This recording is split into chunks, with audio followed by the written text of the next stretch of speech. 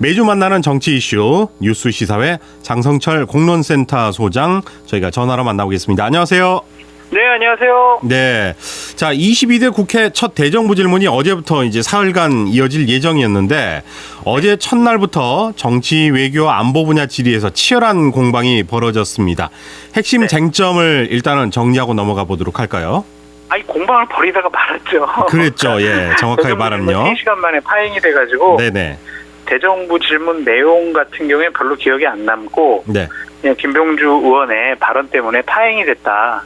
그거 가지고 오늘 하루 종일 그냥 논란이 됐었고요. 네. 대정부 질문 주요한 내용들은 뭐 최상병 사건과 관련한 것과 네. 윤석열 대통령이 이채원 참사와 관련해서 조작된 거 아니냐 뭐 이런 발언들. 네. 그리고 뭐 대통령 탄핵이 지금 100만 명 넘었잖아요. 국민청원이. 네. 그런 것들이 주요한 이슈로 다뤄졌습니다. 네. 그런데 말씀하신 대로 3시간 만에 이제 파행이 이루어졌는데 민주당이 당론 1호 법안으로 추진해왔던 최상병 특검법은 안타깝게도 현재는 이제 본회의 상정이 불발이 됐죠.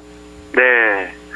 지금 본회의 상정은 됐고요. 네. 그 필리버스터로 지금 국민의힘에서 좀 합법적인 의사진행 방해를 하고 있고요. 네. 24시간 이후에는 강제적으로 종료시킬 수가 있어요. 네네. 그러니까 국회의원 180명이 찬성을 하면 자 이제 필리버스터 그만해 이렇게 정리가 될 수 있거든요. 네. 야권의 의석이 192석이니까 필리버스터는 내일 오후에는 정리가 되고 이제 본회의에 상정되고 통과될 것 같다라고 네. 말씀드립니다. 그렇군요. 지켜보도록 하겠습니다. 그런데 이 김병주 더불어민주당 의원의 발언이 이제 문제가 됐습니다. 예, 그 발언이 어떤 발언이고 어떤 문제가 있는지 말씀을 해주시죠. 그 한 달 전쯤에 호준석 국민의힘 대변인이 네. 한미일 동맹 뭐 이런 식의 얘기를 했어요. 네. 우리나라가 미국과의 동맹이지만 일본과는 동맹일까? 이런 부분에 대해서는 많은 국민들이 이거는 좀 아닌 것 같은데라고 생각을 하고 있잖아요. 네. 그래서 어제 김병주 의원이 본회의장에서 대정부 질문을 하면서 한미일 동맹 정신 나간 국민의힘 이렇게 얘기를 했거든요. 네. 그래가지고 지금 막 국민의힘 쪽에서는 사과해라 그러고 네. 당시에는 국민의힘 출신의 주호영 국회 부의장이 사회를 보고 있었거든요. 네. 그래서 주호영 의원 부의장이 이거 좀 그래도 동료 의원한테 정신 나간다라고 하는 거는 좀 말이 되냐 사과해라. 그랬더니 김병주 의원은 난 사과 못하겠다. 네. 그래가지고 그냥 어제 그냥 파행이 돼버렸어요. 네, 본회의가 네. 그냥 끝나버렸습니다. 예, 그렇군요. 자, 대통령이 이제 최상병 특검법에 거부권을 행사한다면 이후 절차가 또 어떻게 해야 될지 좀 낯설어하는 우리 청취자분들을 위해서 정리를 해주시죠. 그러니까 그러니까 국회 본회의에서 이제 통과가 됐어요 내일. 네. 그러면 이제 정부로 이송을 해요. 예. 그러면 정부에서 국무회의를 열어요. 그래서 대통령님 이거는 좀 특검이 이건 좀 잘못된 것 같습니다 하면서 이 특검 법안에 대해서 대통령께 거부권을 행사하시는 게 좋을 것 같습니다라고 건의를 해요. 네. 그러면 대통령은 좀 고민하는 척하다가 거부권을 행사하고 국회에다가 이거는 우리 특검 법안으로 내가 공포를 못하겠으니 네. 국회에서 다시 한번 제의를 했으면 좋겠다. 다시 논의를 해라. 네. 그런 거거든요. 그럼 국회에서는 200명이 찬성을 하면은 대통령 거부권이 무력화가 되고 네. 그 법안이 확정되는 거예요. 네네. 그렇게 돼서 대략 내일 정부로 이송하고 보름 안에 다시 국회로 넘어와서 국회에서 다시 표결을 거치게 됩니다. 네네. 그때 이제 200명이 찬성을 하면 이제 대통령 거부권 무력화되고 최상병 특검은 이제 진행이 되는 거고요. 네. 만약 200명이 안 되면 그냥 저 특검 법안은 자동 폐기되는 겁니다. 네.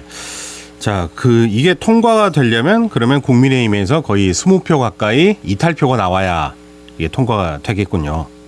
8석이에요. 8표. 8표. 지금 범야권이 192석이잖아요. 예. 그럼 200명을 채우려면 여당에서 이제 한 8분만 네. 나는 최상병 특검은 해야 될 것 같은데 라고 찬성을 던지면은 예.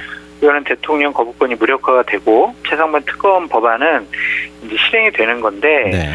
이번에는 국민의힘 의원들 중에서 이 최상병 특검 법안에 대해서 찬성하는 분들이 나오지 않을 것 같아요. 네. 왜냐하면은 대부분의 많은 뭐 대부분의 그러니까 원래 최상병 특검은 해야 된다라고 생각하는 국민의힘 의원들도 지금 민주당이 발의한 법안은 이거는 반대라고 얘기를 하고 있거든요. 네. 왜냐하면 여기서 특검을 민주당과 조국혁신당에서 특검을 추천한다. 이 둘 중에 한 명을 임명해라. 이런 법안이거든요. 네네. 그래서 국민의힘의 의원들도 이거는 아닌 것 같아. 그리고 최상병 특검을 해야 된다라고 계속 얘기를 하고 있는 한동훈 당대표 후보도 민주당과는 반대입니다. 네. 제3자가 특검을 추천해야지 공정합니다.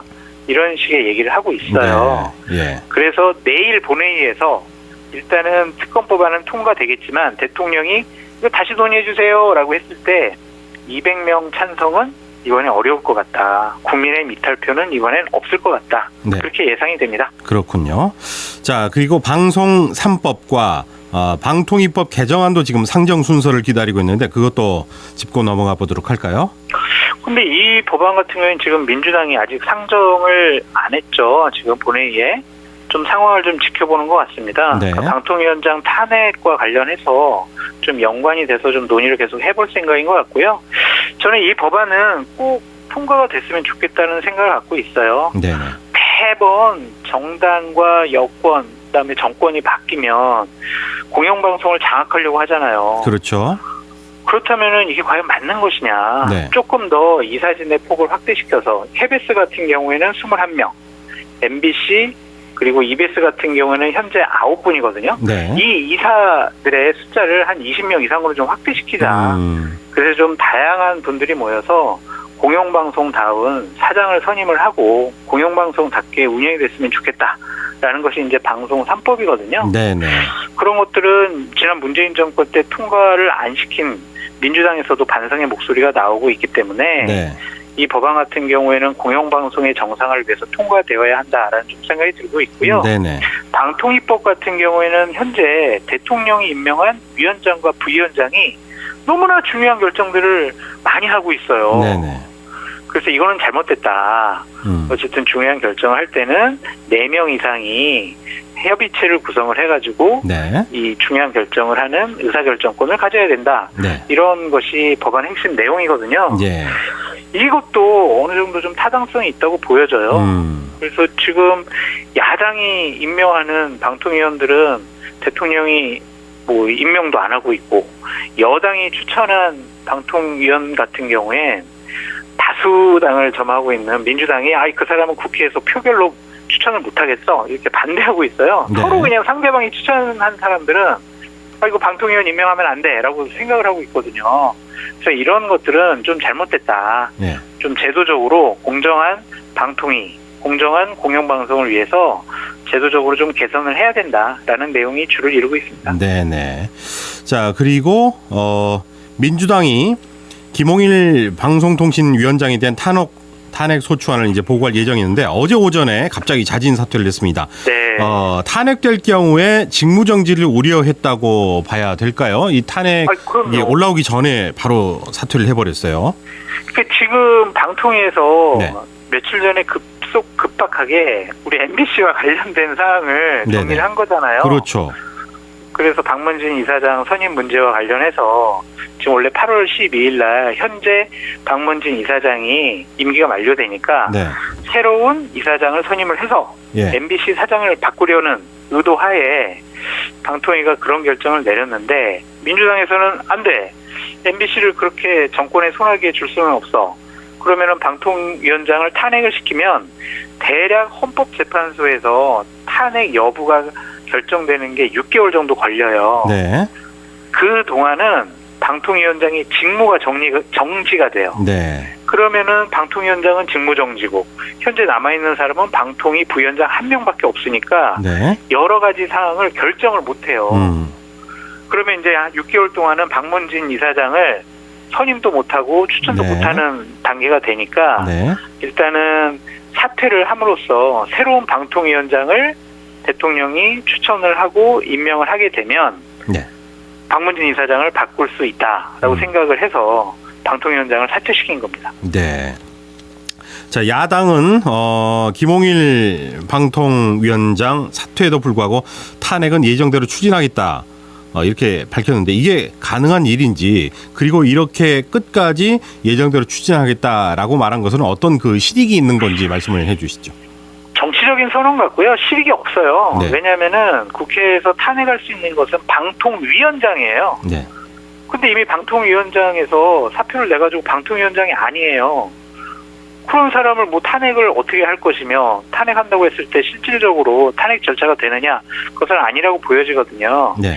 이것은 어떠한 정치적인 함의가 있냐면 좋아 윤석열 대통령 지금 방통위원장 후보로 이준숙 전 대전 MBC 사장이요. 예. 지금 추천을 할 것으로 예상이 되잖아요. 그렇죠. 예. 자, 다음번에 또 방통위원장 임명을 하더라도 우리는 또 탄핵안 제출할 거야. 예. 그래서 이진숙도 직무정지 6개월 시킬 거야. 예. 이런 정치적인 선전포고다. 그렇게 네. 말씀드릴 수가 있죠. 그렇군요. 자, 앞서서 잠깐 언급을 해주셨지만 윤석열 대통령의 국회 탄핵 청원이 이제 100만을 넘어섰습니다. 제가 네. 좀 무관심하다가 그제 보니까 70만 넘었다고 들었는데 금세 100만을 넘어섰군요. 예. 네. 어떤 의미가 있을까요? 대통령실에서는 어제 반응이 나왔어요. 네. 대통령이 법과 헌법을 위반하지 않으면 탄핵이 되냐? 네. 당신들이 100만 탄핵 찬성을 하든 더 많은 숫자가 탄핵 찬성을 하든 우리는 신경 안 쓴다. 이러한 의미를 좀 읽혀지거든요. 네. 근데 그것은 좀 잘못된 것 같아요. 지금 대통령에 대해서 탄핵하겠다, 찬성을 한다. 그런 국민들이 100만 명이 넘었다라는 것은 그냥 거기에 실질적으로 탄핵을 하겠다, 찬성을 하는 사이트에 들어가가지고 찬성표를 던지지 않은 더 많은 국민들이 그 뒤에 있다고 볼 수밖에 없잖아요. 네. 탄핵이라는 단어는 대단히 무거운 단어거든요. 대통령이 탄핵이 되면 아까 방통위원장처럼 헌법재판소 결정이 나올 때까지 6개월 정도는 직무가 정지가 돼요. 네. 그럼 우리는 대통령이 없는 상황, 한덕수 국무총리가 대통령 권한대행이 되는 그런 상황을 6개월 정도 보내야 되거든요. 네. 이런 상황이 맞는 것이냐. 대통령께서는 야당과의 협치도 하고 대화하겠다고 총선 후에 얘기하셨는데 실질적으로 그냥 좌파들이 모여가지고 나를 탄핵시키려고 국회 청원 사이트에 그냥 계속 찬성표 던지는 거야.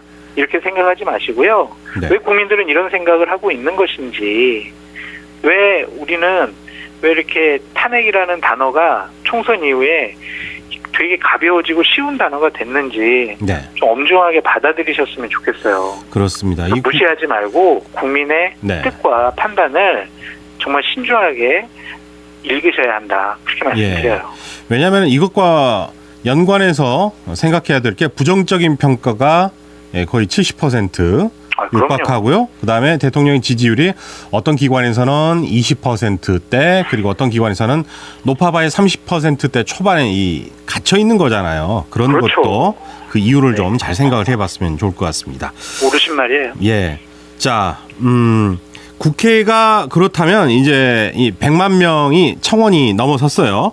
네. 탄핵 소추를 할 수 있을지 어떻게 예상하고 계십니까? 민주당도 상당히 조심스러워하는 것 같아요. 네네. 왜냐하면은 탄핵 소추를 하려면 국회 내에서도 3분의 2가 찬성해야 되죠. 네. 그러니까 180분이 찬성을 해야 되는데 200분이죠. 네. 3분의 2니까 200분이 찬성을 해야 되는데 그것이 쉬울 것이냐라는 것. 예. 그리고 명백하게 헌법과 법률을 위반한 혐의가 있어야 되는데 아니 대통령 협치 안 하는 것 같아 이거 가지고 네. 대통령 최상병 사건에 대해서 그렇게 부적절한 인식과 판단을 하고 있는 것은 잘못이야 이거 가지고 탄핵을 하기는 어려워요. 네.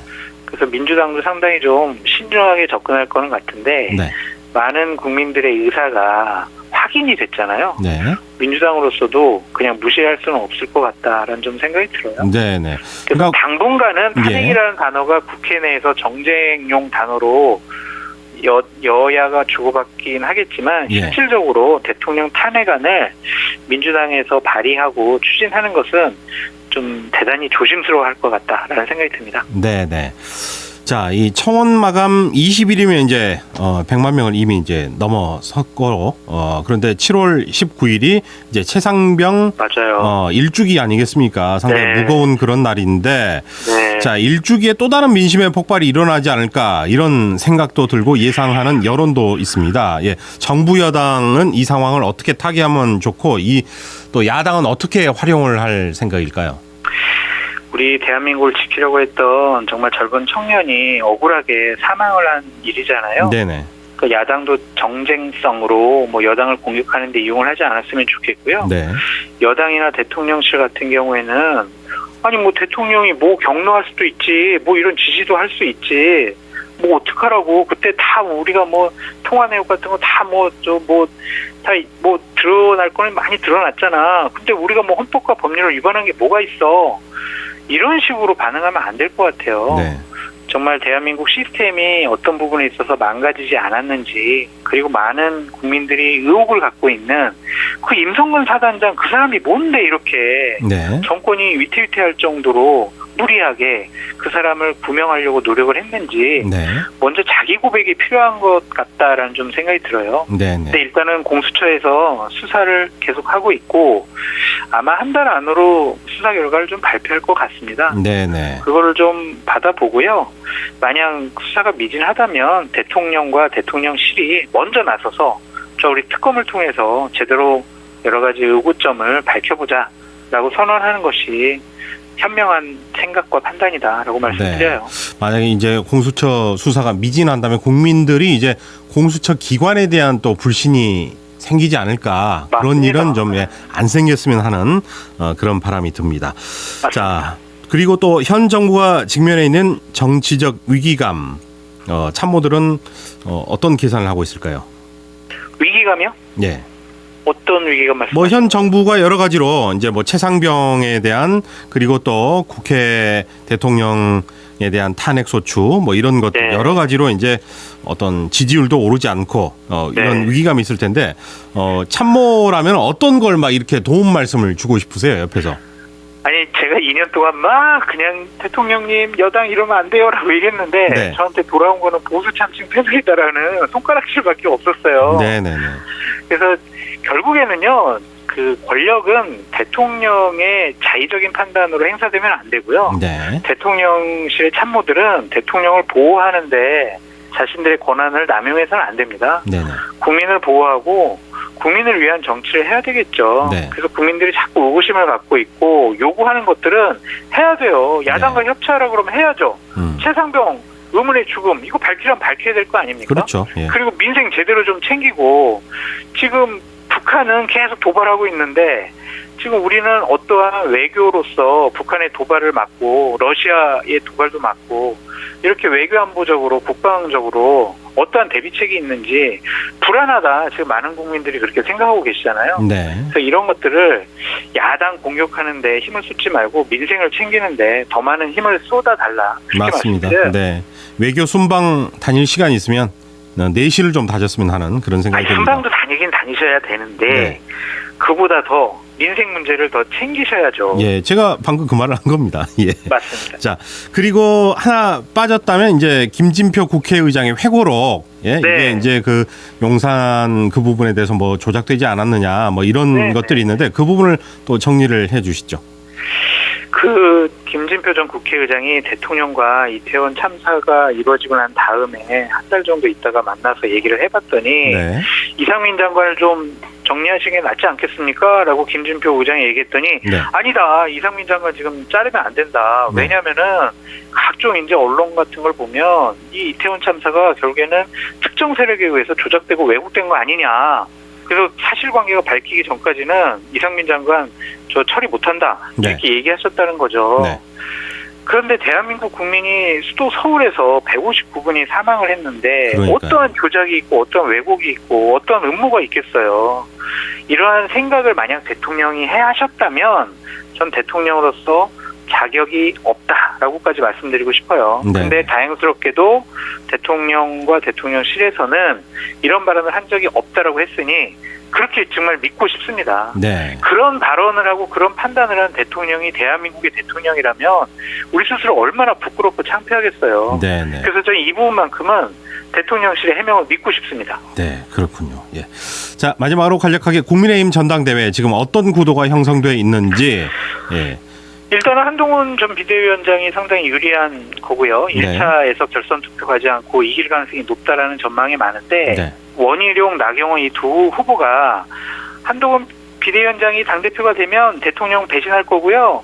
아마 대통령 탄핵될 거예요. 이러면서 국민의힘 당원들의 위기감을 지금 조장하고 있어요. 네. 그래서 대구, 경북, 부산, 경남에 있는 조금 나이가 드신 당원들 같은 경우에는 한동훈이 되면 진짜 우리 윤석열 대통령 쫓겨나는 거 아니야? 이러한 생각을 점차적으로 좀 갖고 계시다고 하더라고요. 네. 그래서 이거를 한동훈 후보가 얼마나 정치적으로 잘 방어를 하고 막을 수가 있지, 네. 원희룡, 나경원은 얼마나 더 한동훈에 대한 네거티브를 세게 해서 네. 당원들의 위기감과 불안감을 더욱더 높일지 네. 주목되는 거고요. 이제 다음 주부터는 합동연설회도 하고 TV 토론회도 하게 됩니다. 네. 거기서 이제 누가 당대표 감인가 이런 것들을 당원들이 판단하겠죠. 네. 그래서 다음 주까지는 좀 상황을 지켜봐야지 네네. 최종적으로 누가 될 것 같아요? 라고 전망할 수 있을 것 같습니다. 예, 그 이후로 이제 열기가 점점 올라오지 않을까 이런 예상이 듭니다. 자, 오늘 재밌을 것 같아요. 네, 그래요. 지켜보도록 하겠습니다. 네. 네, 오늘 말씀 고맙습니다. 감사합니다. 언제 어디서나 내 손 안의 뉴스. 광주 MBC 뉴스 유튜브 구독으로 함께하세요.